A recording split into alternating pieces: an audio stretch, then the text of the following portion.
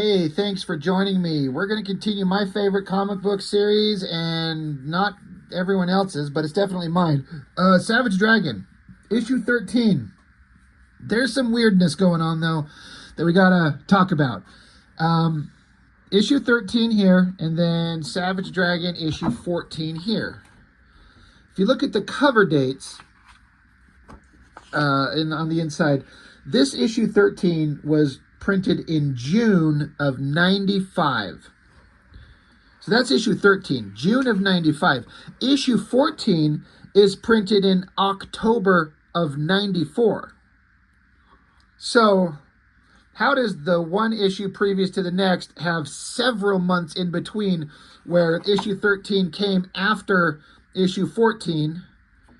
What's that all about? Well, most of you probably already know, but for those few of you who maybe don't know, Image Comics did that crossover month where all the artists kind of switched up books. And in the regular run of Savage Dragon, Eric Larsen had Jim Lee do Savage Dragon, and Jim Lee did issue 13 of Savage Dragon, which is already on my channel. The biggest disappointment possible was Jim Lee's Dragon. They had Brandon Choi writing that fucking stupid story. It was just a Wildstorm grifter comic with Savage Dragon guest starring. It's so dumb. Those characters are so boring and so cliche and so uninteresting. The best thing they could have possibly done, and what I was hoping for and what I wanted, was to have Eric Larsen write a story that Jim Lee would draw. Because Eric Larsen would be smart, because one, he knows how to write a story. Brandon Choi does not. Brandon Choi technically knows how to put words on paper that form a story, but he does not know how to write an interesting story. Challenge you to tell me a story he's written that's actually good. But Eric Larsen, I would imagine he'd go, well, one, he knows I know how to write, he'd say to himself, and two, I'm going to write a story that plays to the strengths of Jim Lee. And that would have been a badass issue of Savage Dragon. But it was absolutely garbage. And so after that issue that Jim Lee did, Eric Larsen come back and continued with Savage Dragon 14 here, which we will get to later. But what Eric Larsen ended up doing is he said somewhere in the letters pages was that he was on board, technically speaking, with the Image crossover month. I believe he said in an interview that the thing that really hooked him is that the fans would love it. And I respect that for Eric Larsen. If that's what it was, fans would dig it. And that's kind of all he needed to hear. But also, he wanted to write and draw 100 straight consecutive issues of Savage Dragon. And so he'd done 1 through 12, and now there was a break where he did not do it. So he was saying somewhere, I think in his letters pages, maybe he'll just have to go to issue 113. To do 100 straight issues. I think that's kind of like a goal, because I think Stan Lee and Jack Kirby did 100 straight issues of Fantastic Four. And that's kind of one of those benchmark kind of levels of success that Eric Larsen wanted to do. He's approaching 300 issues, by the way, for anybody who doesn't know, of doing the entire damn thing himself. But the reason that this issue 13 is dated months after is because he just decided, he's like, you know what? Fuck that, fuck them. I want to have a continuous run of Savage Dragon. So he went back after the fact and redid his own issue 13 and put in a story in here that would fit perfectly in continuity with the storylines that he had going already. So anybody else who would pick up his works, it would just flow straight through with this issue, even though they may not understand that this was done months later. Eric Larsen was like, everyone can go to hell. I want to make my own goddamn comic. I do not like the fill-in one. It is not part of the run. It is something that no one cares about. So he made his own issue 13 months later, and I think that's awesome. I think it's badass of him to just be like, fuck all of you. I'm going to do my own thing. And some people might challenge him like, well, but he still broke his run. And I say, no, he didn't, because he drew Wildcats number 14. And this is essentially an issue of Savage Dragon, even though Dragon is very minimally in it, and it does focus heavily on the Wildcats. It's writing, penciling, and inking by Eric Larsen, and he combines the Wildcats team and his own characters to create a relatively interesting story. And this fits right in line with the storyline that Dragon had going on, and he actually combined the stories that was in Wildcats into here as well. So we're actually going to look at both of them. We'll start with the stupid Wildcats number 14, because this should just be a Savage Dragon comic book. It's got the same kind of Wildcats layout that all of them had. Starts out with Maul punching a giant monster. You know, writer, penciler, inker, Eric Larsen. I don't know. I mean, who knows how much Wildcats Eric Larsen actually read. I'm sure he probably got copies of all the books, and I'm sure he gave him kind of a once over. But it honestly just reads like Eric Larsen just kind of, if I had to guess, he got the basic premise of the characters. There's Maul, the strong guy. There's Voodoo, the young, hot stripper girl that's kind of the kid of the team. There's the warrior babe zealot. There's the android leader. There's the guy with claws. And he just kind of writes them just like a basic superhero team. Like, there's nothing really interesting about the Wildcats anyway. And he just kind of wrote them as just kind of like an everyday kind of comic book superhero team, with some references to stuff that we know. So it just starts out, the Wildcats are facing this giant monster, and the text explains he's supposed to be a super badass monster, and he was going to be the death of everyone, but he didn't stand a chance because they had to face the Wildcats. God damn, I bring it up all the time. I hate these sound effects. It's almost unreadable, and it's just in the way.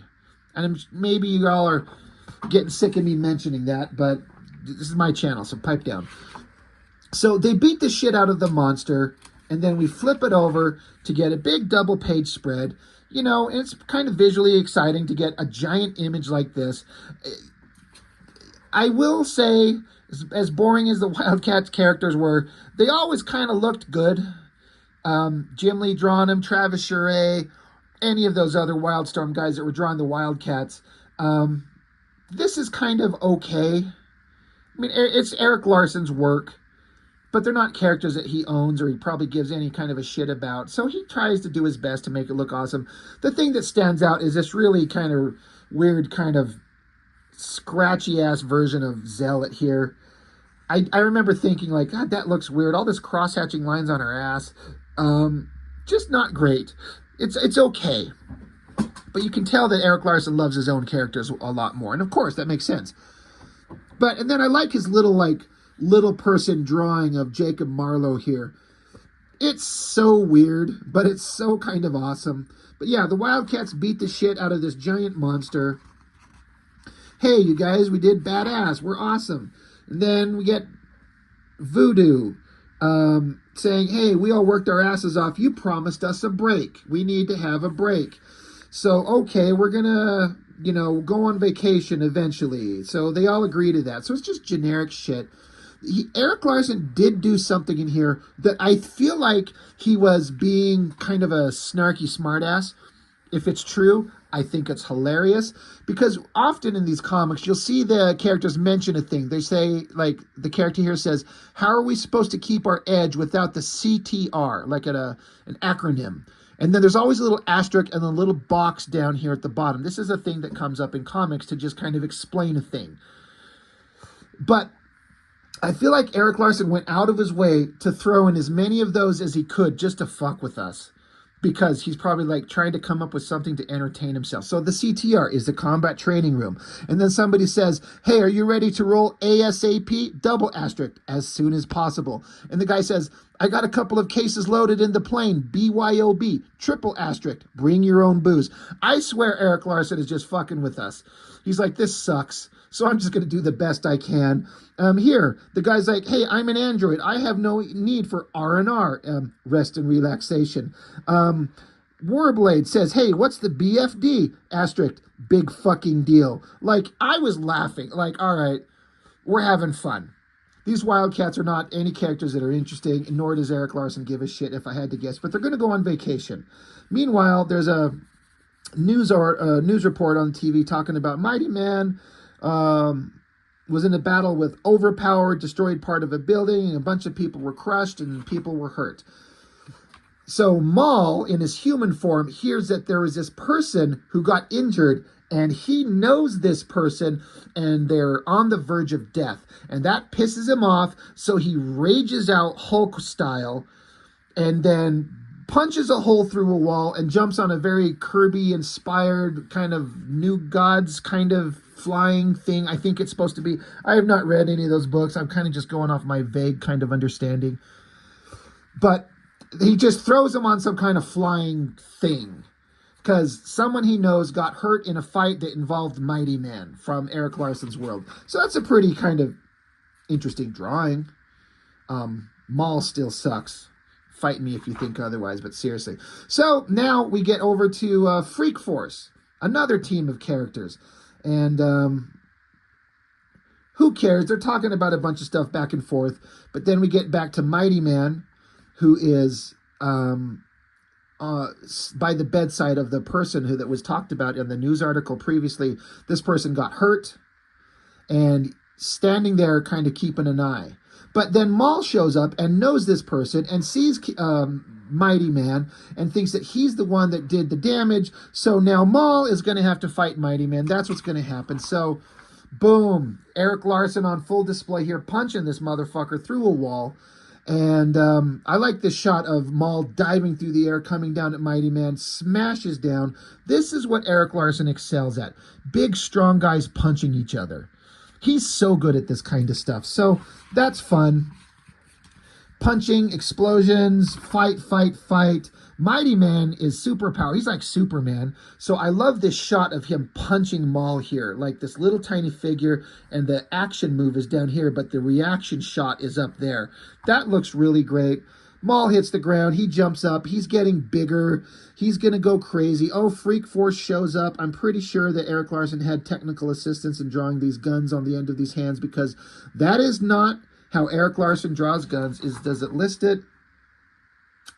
Not that I can see, but I'm sure Eric Larsen did not draw those, because he doesn't like to draw things that technically accurate. I think that guy that drew the Super Patriot miniseries probably steps in and draws those guns for him. Anyway, Freak Force shows up, and then, oh shit, the Wildcats showed up on the scene. Another pretty awesome double-page spread. Big, visually exciting thing. But because Maul took off, so his team followed him. But now Maul's fighting Mighty Man, and then Freak Force is there. So now we're going to have teams fighting teams. Again, Zealot looking kind of weird. I mean, it's Eric Larsen female figures. I tend to have always kind of liked him, but he doesn't really do Zealot very well. But maybe it's because I'm used to seeing Jim Lee draw her. Grifter looks kind of lame. Warblade's kind of okay, but he's always lame. I kind of like this Spartan blasting through there. And then they even have Voodoo saying, "Let's get wild, cats." So these characters never talk like this, but again, Eric Larsen's just like, fuck it, who cares? Let's throw, superhero cliche shit in there. But it's a double-page spread. Pretty good. So you got Dart kicking the shit out of Zealot. You got Warblade slicing at Super Patriot. You got oh my god, this guy, I can't remember his name, punching Spartan. You got the girl from the Freak Force fighting Zealot. Rapture shooting electricity at Void. This shot of Maul, like he's got, because that's Maul's power, he can get really big, super huge, slamming, punching down onto Mighty Man. That is a really powerful shot. I wish that goddamn sound effect was not there. It covers that awesome arm that he's drawn, and I feel like it interrupts the power of that punch. I hate it. I mean, I appreciate that sound effects can be in books, but I know Eric Larsen loves his sound effects, and he's got a specific style he's going for. I hate the choices that he likes to put in these. This was awesome because Spartan and Super Patriot were just ripping each other apart. And I love that Super Patriot's actually kicking the shit out of Spartan, just blowing him to pieces. Eric Larsen probably saw that Spartan's a robot and he can be destroyed because he can just be downloaded again. So he's like, well, that guy's fucking dying. Horridus, kicking the shit out of Grifter. Warblade chopping up. Barbaric is his name. Fuck, Barbaric. Grifter finally gets a kick back onto Horridus, and he stops, and he's like, holy shit, wait. And then the dragon shows up. Savage Dragon's there, and they met in that god-awful Jim Lee Savage Dragon issue 13 in the crossover. So they're kind of trying to tie in their books. You know, I'm sure Jim Lee's like, yeah, Grifter's going to meet Dragon. So, okay, so these two are going to say that they know each other. But, you know, Dragon shows up and said, hey, we're all on the same side here. So Grifter's like, oh, shit, Wildcats, hold on, stop, we fucked up. We're all on the same team. So then we get back to Maul. He's a giant guy. He tumbles into a building, and we see that their Mighty Man turns back into human form, which is a nurse. It goes from a man to a woman. That's the kind of character uniqueness that goes on there. And Maul kind of stops and realizes, like, wait, something's off. Maybe I'm wrong. He's big. The bigger he gets, the dumber he gets. It brings the fight to a close. So the standard heroes meet, and there's a misunderstanding, so we had to fight. Now we're all friends. Like, Zealot's like, sorry about all this, Dart. You guys are pretty tough. And Dart's like, so are you. So it's mutual respect from the creators saying, hey, your team's strong, so is mine. We're all equals. No one's better than the other. Larsen's characters are 1,000 times better than Wildcats anyway. But anyway, Maul comes back, talks to the girl that got hurt. They're all friends. And anyway, as they talked about in the beginning of the comic, the Wildcats needed a vacation. Well, now that we've all met and we're all friends, the Wildcats and Freak Force and Dragon go on a vacation to some tropical island together. And we see Zealot trying to fight Super Pig, like training back there. Everyone's just kind of hanging out, doing a thing. And one of the interesting things, because the buildup between Dragon and Rapture had been coming along for a long time, and they almost got it on once, but then Dragon's severed hand was growing back into a gross bloody stump, and Dragon says, we need to take it slow in previous issues. And right here in this one panel, Rapture says, you tired of this taking it slow crap, yep? And Dragon just says, yep. And she's sitting there topless, so how can you have a hot babe like Rapture with her giant titties hanging out? It's begging to fuck you. And he's like, okay, let's go. And so another funny thing is that Maul is meeting Nurse Ann Stevens, the woman who can turn into Mighty Man, and they're talking back and forth, and the girl, she's like, you know, you're kind of cute when you're not giant and purple. Do you want to go out? And he's like, it's kind of weird. You turn into a dude. It's just strange for me. And she's like, oh, okay, I understand. And then it's done. So then it says here, this is just a letter from Eric Larsen, and this is where he says, you know, Eric's like, one of the reasons I left Marvel is so I could write and draw my own shit. But then all his partners were very enthusiastic, and everyone thought it was a cool idea. And it says here, the kids would like it, one of them piped up and said. And that's what usually gets me. The kid in me is always trying to please the fans to give them something exciting. So that's awesome. I appreciate that, you know, he kind of acknowledges that. So anyway, that is the Wildcats number 14. One, you know, not bad. Standard Wildstorm stuff going on in here. So that is Wildcats 14. And that issue kind of took the place of the normal Dragon 13, the one that Eric Larsen come back to do. So now, this is the issue he did months later, and like I said, he's like, fuck that Jim Lee issue of Dragon. I'm going to do my own book. Fuck what anybody thinks. This is my comic. This is my satisfaction. This is what I want to do. So we get this great shot. I actually dig this cover. New character. Widow, I think her name is. I mean, obviously Spider inspired. Sexy girl. The costume, you know, designed so we can see straight up her stink shoot. Dragon and Star. I think it looks great. I think Dragon's anatomy looks really cool. Eric Larsen has that exaggerated muscular anatomy. It just looks awesome. I'm into it. I think it looks great. So, starts out, Dragon, now this is based on the previous issue where Dragon fought that character, I think his name was Open Face, where it's like his head would split open into a giant mouth, like there was literally a split down his head, it would split open, and it clamped down on Dragon's head. And so Dragon like bit down with his own mouth and bit the guy's tongue and ripped it out, so his face was all cut up. So he's healing from that. I'm trying to remember, like they get a tip, they're going to go find somebody. Hey, there's somebody we can go find, the octopus guy, we found him, let's go get him. So off they go.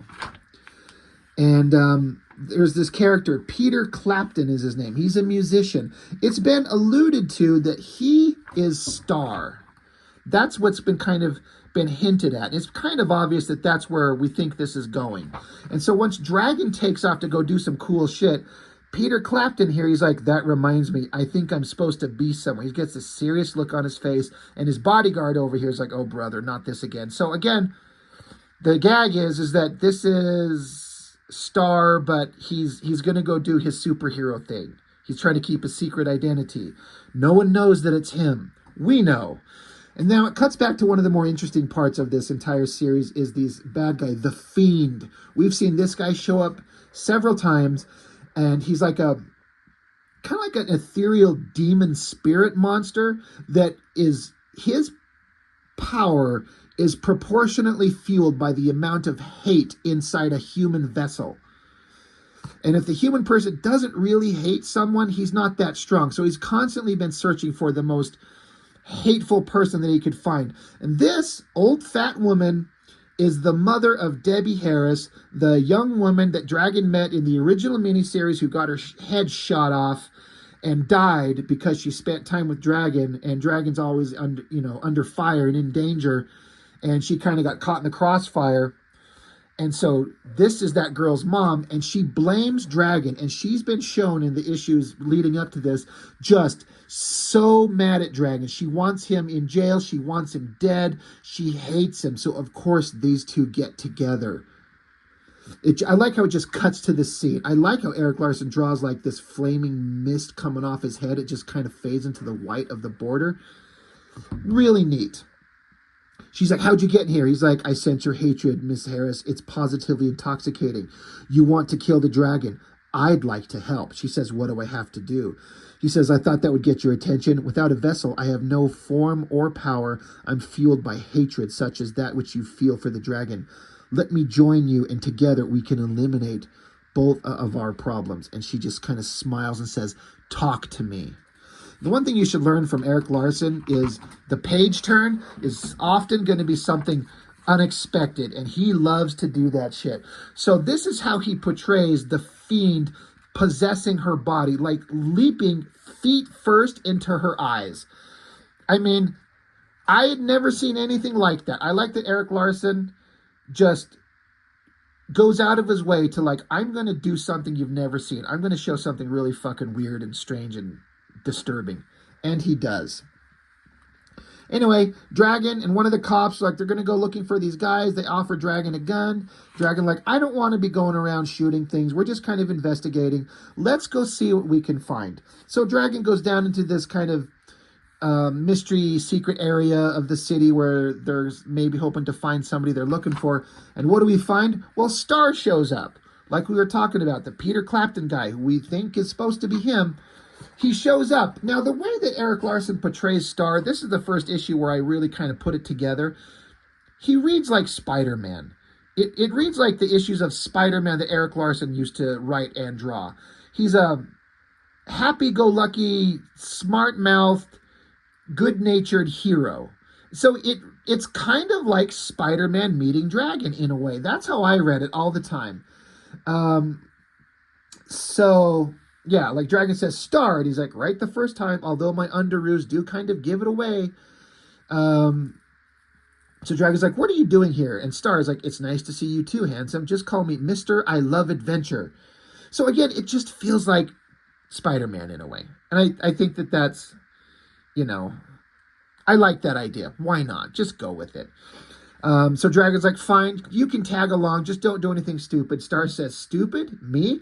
You don't know me very well, do you? As they walk, they collapse and fall through the ground. They get caught by webbing. This is another reason why I'm like, Spider-Man vibe, is because they get caught in webbing. They're like, oh shit, what do we do? Dragon's like, well, hold on, we don't know what we're dealing with just yet. Because Star's kind of panicking a little. Star says, uh-oh, I've got the feeling that we're not alone. What are we going to get on a page turn? Giant full-page spread of this new character. And, I was talking about, like, Eric Larsen, he can draw some sexy babes. And that one right there, I mean, he can draw a woman's ass in these weird contorted positions really well. And like I was saying before, compared to this shot of Zealot there, she's frumpy and kind of ugly. But this girl is kind of hot. I like the pale skin. I like the Black Widow kind of tattoo design on her back. The webbing outfit, that's the design kind of disappearing off her ass cheeks, the white hair. It's kind of interesting. And this character, because Eric Larsen has his comics, Dragon, progress in real time. This girl, she's, I think, long since dead, but this character has 2 daughters that have the same powers as her that are running around in the current Dragon comic. It's kind of fun. But anyway, she's up there saying nothing. It's just kind of quiet. She's just there. So Star, he points his like wrist gauntlet things that can shoot throwing stars. He's like, stay back, lady. Nobody makes a meal out of me. And Dragon says, dude, hold on. All she's done is save our butts from falling. Don't fill her full of holes just yet. And Star's like, but I got a clear shot. One false move. And Dragon says, dude, shut up and put your weapons away. He's like, all right, fine. Don't get your panties in a bunch. And then they look up and she's gone. She's taken off out this window. So it's kind of an interesting kind of creepy-ish introduction to this character, whoever the hell she may be. I dig that splash page, though. That angle, it's like dynamic and interesting and sexy and creepy and weird all at the same time. But they get into this underground area where a bunch of the super freaks, you know, instead of calling them mutants, they're just called freaks. They get down here and they realize that they're surrounded. And if things go bad and a fight happens, they're super outnumbered by just dozens, hundreds of these super freaks. So they keep going along, and this character here, this big rock guy, he says, you're intruders here, leave. And Dragon says, look, we don't mean you any harm. At least I don't. He says, I'm searching for a fugitive, a man that is part octopus. I think he's hiding here. He's a murderer. I'm requesting permission to search for him. I don't want to break up your settlement or run you out of here. I just want to find the guy I'm looking for. Star's back here is like, I don't like this. I don't like this. I don't like this. One of the other big mutant guys back here is like, don't let him. Don't let the cops barge in here and fuck up our world. This is our territory. And this character, Rock, his name is, he's like, that's enough. Hold on. We are technically trespassing. We call the underground our home, but we don't own it. So Dragon, do as you will. And then this is where Eric Larsen intercuts, you know, because again, this is the issue that he made way after the fact. He decided to intercut some pages from that Wildcats issue that he did. And let me just flip open to it here. Because, yeah, you get the same, you know, the same double page spread, just to kind of show that they're happening at the same time. So I thought that was kind of fun. He's like, he's not trying to act like it didn't happen. He just wants to continue his own run. So we get the Wildcats battle going on. Meanwhile, cut back to Dragon and Star. They're still looking around. They can't find the guy. They don't know where he's at. And this was one of my favorite lines. This line stuck with me for a long time. It really made me laugh, and it made me appreciate Eric Larsen's writing. He's like, look, we've looked all over. We can't find this guy. I don't know if he's here, but it's time to go. And Star's like, but, I mean, we didn't get into a big fight or anything. Where's all the action and adventure and excitement a guy like me craves? And this line right here, he says, I didn't get to save a single life or kick a single ass. I think that is so funny. It reads so hilarious. And I thought it was great. As a kid, I was laughing, thinking it was great. And as grown-up me, still dig it. I didn't get to save a single life or kick a single ass. And Dragon's like, it happens. This is how it works sometimes. And Star's like, this sucks. And Dragon says, well, I'm willing to kick the crap out of you if it'll make you happy. And as they walk off, we see this character, Cyberface, who he was going to testify against Overlord in earlier issues, if I remember correctly. And I believe we thought that he was poisoned and he was killed. But here he is, alive, in this underground area. Well, where's this going? Meanwhile, they get it back up top, and the other cop's like, well, what'd you find? Like, nothing, lousy tip, there's no one there, just a bunch of homeless freaks. Where's Star? Oh, he's gone, he took off. Meanwhile, Dragon gets a call. It's like, hey, there's a big fight going on. There's a fight happening near a hospital between a couple of super teams. He's like, let's go. So they jump in their car. We cut back to the Wildcats fight. All that stuff that we were talking about. that we've already gone over in that previous issue. That goddamn stupid lettering blocking out Maul's arm. But I like how Eric Larsen combines it, because again, in this issue 14, towards the end of the fight, like we saw, there's a scene where Dragon shows up on the scene and tells Grifter to chill the fuck out. Well, we're seeing what Dragon was doing before that all happened. So the fight continues, they show up on scene, and this is, again, I think Eric Larsen talking about these other characters and these other teams that he does not care about. Dragon shows up, he's like, Lord help me, I recognize some of these idiots. Like, he's so dismissive. He did this to the Youngblood characters, calling them a bunch of idiots. He's calling the Wildcats characters a bunch of idiots. That's what I like about Dragon. He's just like a normal, everyday dude, and he thinks all these super teams just fighting all over the place is just so stupid. So anyway, he's like, give me a giant gun. Yeah, and so he's like, excuse me, I've got some noise ordinance to enforce. I like that shot of Dragon with that giant, ridiculous gun that's based on nothing in reality, but it's just a bunch of, like, geometric, rectangular shapes, and it looks kind of awesome. But he's going to step in there, and just like we saw before, Grifter's fighting Horridus there, and Dragon shows up and he's like, what the fuck? You're fighting the good guys. Oh, wait, hey, everyone stop. And then he kind of added a few more panels in here where, you know, there's a giant explosion where Maul finds out that there's a girl there, and that's what stopped the fight. So he's added a few more panels. He's mixed around the pages a little bit. It works. And then Dragon's there, and Rapture, because, you know, she's into him. She shows up and just jumps onto him, starts making out with him. She's super into him, of course. She's still hanging on his back here in this small panel as the teams are talking about how, hey, you're tough. Yeah, I know. So are you. Meanwhile, the police chief shows up and they're talking about the destruction and maybe we cannot have charges pressed, and we'll see if everything can kind of be mellowed out. Meanwhile, this is an interesting part.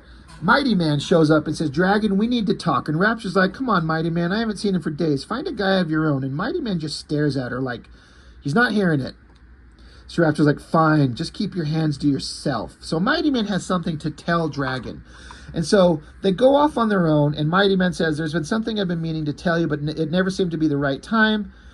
Dragon's like, okay, what? I don't know what it could be. I barely know you. We've barely met. And Mighty Man's like, I know you better than you think, Dragon. And Dragon literally says, oh, geez, you're not coming on to me, are you? Like, Eric Larsen throws in this line like, is Mighty Man trying to go for a dragon's lizard? Like, is that what's going on?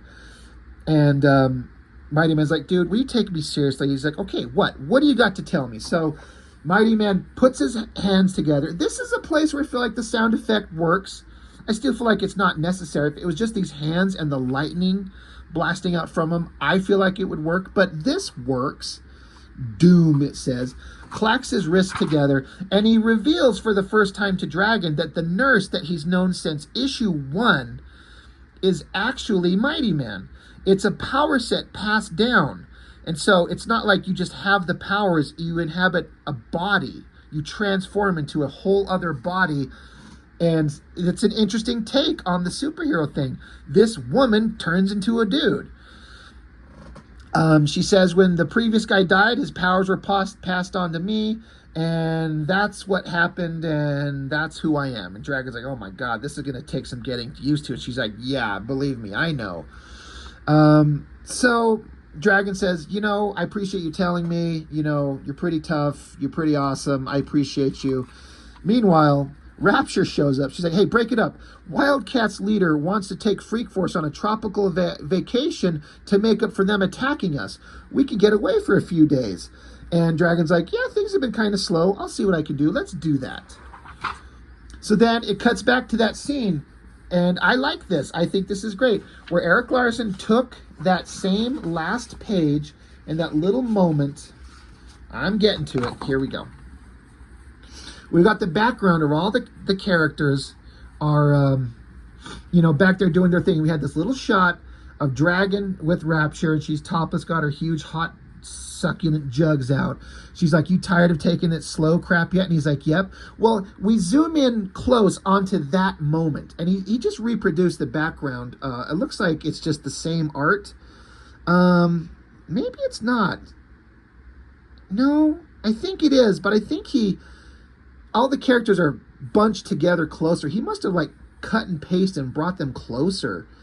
That's actually interesting. I've never paid attention to that. It looks like the same drawings, just they're positioned slightly differently. But I like the idea. We just zoom in closer on this close-up, especially of her juicy ass.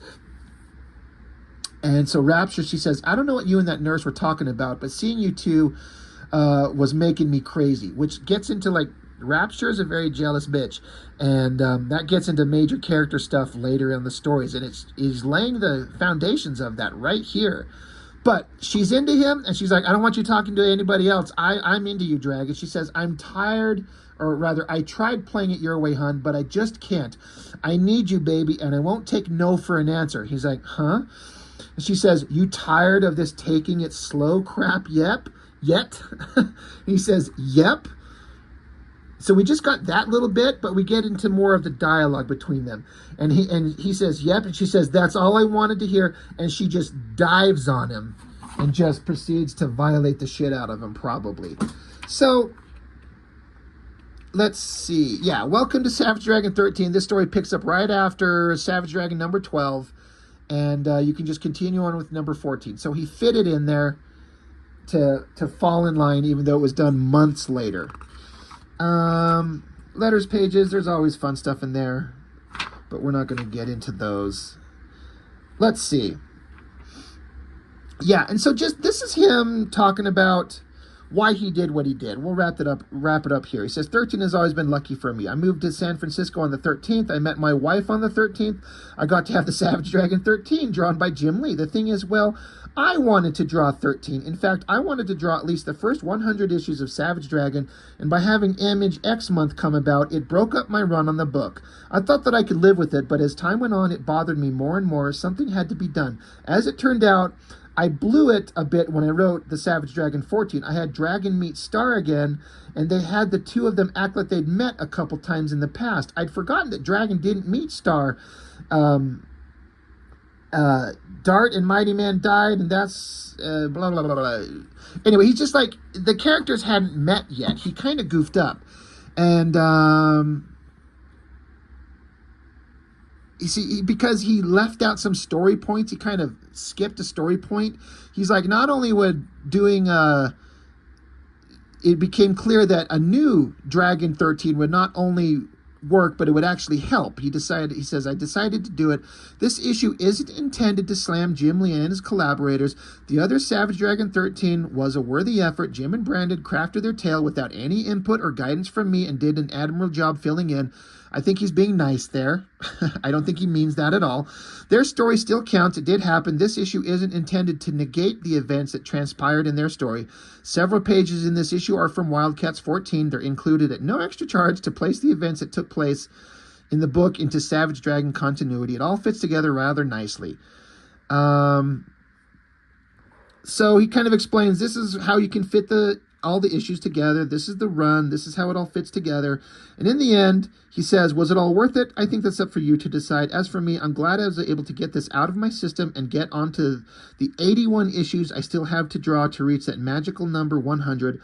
But I'd wish I'd had the sense to insist that Image X month issues of the Savage Dragon be called something else so I could draw this book in its proper order. In any case, I hope you enjoyed this little blast from the past. Thanks for reading. So that's him just saying, I think he's being nice. I don't think he cared for that issue 13 because it wasn't a Dragon book. It was just a Wildcats book. So anyway, that is kind of the fun craziness that was going on with Savage Dragon in issue 13. He wanted to fill it in and continue his run, and he made a great book. The Wildcats issue was kind of fine. No big deal. Kind of fine. This one had a lot of fun stuff. And I like this character that's so prominently on the cover. She just shows up and has a big sexy splash page and disappears, and we don't see her again in the entire comic. She definitely becomes a major character in the book. You're part of the supporting cast. But I love that he just put her on the front here. And it works. It's a great cover. I think that looks really amazing. I need to do like an homage of this thing. I actually really dig this cover. Anyway, I'm just thinking of creative things for myself to do. But anyway, that's what's going on in Savage Dragon. A little confusing, but fun nonetheless. And Eric Larsen continues to craft one of the funnest comic series I've ever read. And we'll get on to issue 14 later. It's the first in a series called Possessed, I think. Oh, yes. Oh, yes. Very exciting. Awesome shit comes up. Anyway, Savage Dragon 13. That's all I've got for now. Thank you for joining me. I'll see you on the next one.